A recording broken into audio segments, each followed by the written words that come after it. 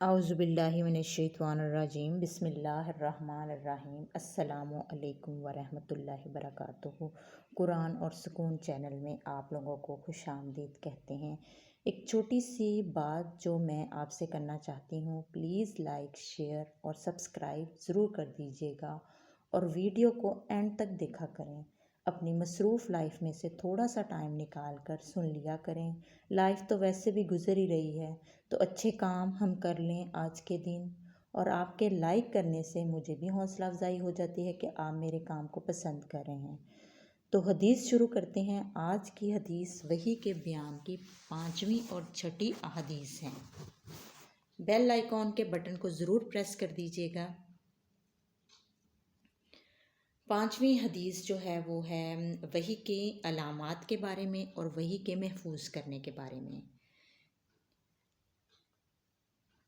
رسول اللہ صلی اللہ علیہ وآلہ وسلم نزول قرآن کے وقت بہت ہی سختی محسوس فرمایا کرتے تھے، اور اس کی علامتوں میں سے ایک یہ تھی کہ یاد کرنے کے لیے آپ اپنے ہونٹوں کو ہلاتے تھے۔ ابن عباس رضی اللہ تعالیٰ عنہ نے کہا، میں اپنے ہونٹ ہلاتا ہوں جس طرح آپ ہلاتے تھے۔ سعید کہتے ہیں کہ میں بھی اپنے ہونٹ ہلاتا ہوں جس طرح ابن عباس رضی اللہ تعالیٰ عنہ کو میں نے ہلاتے دیکھا۔ پھر انہوں نے اپنے ہونٹ ہلائے۔ ابن عباس رضی اللہ تعالیٰ نے کہا، پھر یہ آیت اتری کہ اے محمد، قرآن کو جلد جلد یاد کرنے کے لیے اپنی زبان نہ ہلاؤ، اس کا جمع کر دینا، پڑھا دینا ہمارے ذمے ہے۔ ابن عباس رضی اللہ تعالیٰ عنہ کہتے ہیں، یعنی قرآن آپ صلی اللہ علیہ وآلہ وسلم کے دل میں جما دینا اور پڑھا دینا ہمارے ذمے ہے۔ پھر جب ہم پڑھ چکیں تو اس پڑھے ہوئے کی اتباع کرو۔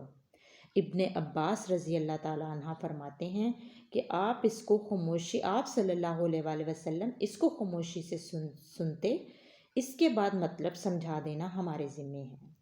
پھر یقیناً یہ ہماری ذمہ داری ہے، آپ اس کو پڑھو۔ اس کے بعد آپ صلی اللہ علیہ وآلہ وسلم کے پاس جبرائیل علیہ السلام آتے تو آپ صلی اللہ علیہ وآلہ وسلم سنتے۔ جب وہ چلے جاتے تو رسول اللہ صلی اللہ علیہ وآلہ وسلم اسی طرح پڑھتے جس طرح جبرائیل علیہ السلام نے اسے پڑھا تھا۔ حدیث نمبر 5 ان انگلش، narrated سعید بن جبیر ابن عباس رضی اللہ تعالیٰ in the explanation of the statement of Allah, move not your tongue concerning to make haste therewith. Sayyid Allah's peace be upon him used to bear the revelation with great trouble and used to move his lips with the inspiration. Ibn Abbas moved his lips saying, I am moving my lips in front of you, as Allah's peace be upon him used to move his Said moved his lips saying, I am moving my lips as I saw Ibn Abbas رضی اللہ تعالیٰ moving his. Ibn Abbas رضی اللہ تعالیٰ عنہ added, so Allah revealed, move not your tongue concerning to make haste therewith. It is for us to collect it and to give you the ability to recite it, which means that Allah will make him remember the portion of the Quran which we revealed at that time by heart and recite it. And when we have recited it to you, then you follow it too and be silent, and then it is for us to make it clear to you, means then it is to make recite it. Afterwards, Allah's peace be upon him used to listen to Jibreel alayhi salam whenever he came and left his departure. He used to recite it as Jibreel alayhi salam had recited it. حدیث number 6 رمضان المبارک میں جبرائیل علیہ السلام کا وحی لانا۔ رسول اللہ صلی اللہ علیہ وآلہ وسلم نے سب لوگوں سے زیادہ جود و جواد سخی تھے۔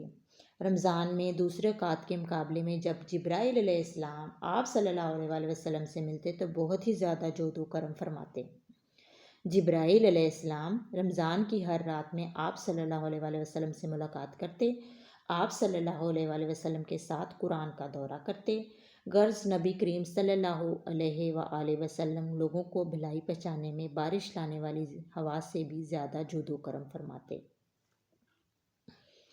حدیث نمبر 6 ان انگلش نریٹڈ ابن عباس رضی اللہ تعالیٰ عنہ Allah's peace be upon him was the most generous of all the people and used to reach the peak in generosity in the month of Ramadan when Jibreel alayhi salam met him.